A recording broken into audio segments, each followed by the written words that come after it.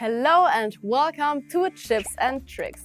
Having trouble making blind hole threads? In today's episode, you'll find 4 helpful tips to help you solve your problems. Let's take a look at what a blind hole actually is. In contrast to a through hole, the tab does not fully penetrate the workpiece in a blind hole.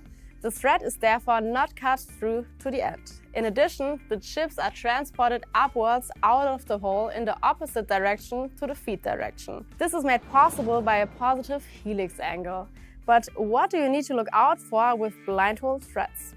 First of all, the pre-drill diameter. If the pre-drill diameter is too small, the threading tool has to cut more material, which results in a poor service life or even tool breakage. If the pre-drill diameter is too large, the thread is not cut correctly. The flanks are not formed correctly, causing the thread to lose its bearing capacity, so it fails to meet the standard. As a general rule of thumb for the correct pre-drill diameter, remember, nominal thread diameter minus the pitch. Second of all, the wrong thread depth is programmed.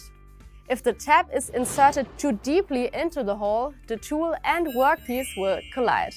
The result, a broken tool.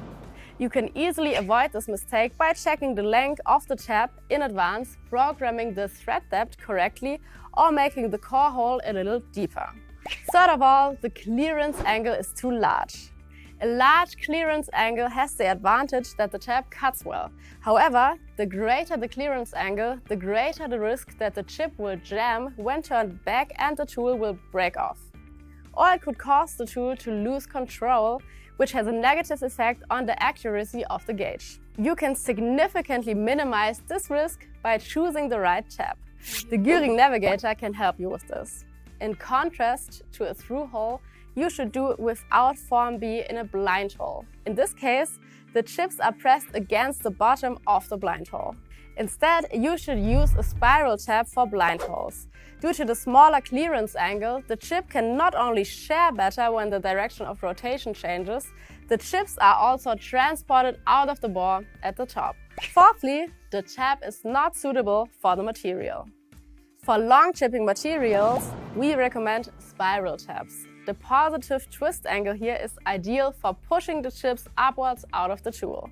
For short chipping materials, such as cast iron, it is better to opt for a straight fluted tab. Here, the short chips are rinsed out by the coolant. Now you know what matters when it comes to blind holes. Our chip tip for today: all good things come in fours. In the case of blind hole threads, it is essential to pay attention to the pre-drill diameter, the drilling depth, the clearance angle, and the right tab. Now nothing stands in the way of your perfect blind hole thread. In the next episode of Tips and Tricks, I will explain what you can do if your threads are too big in blind holes. Tune in!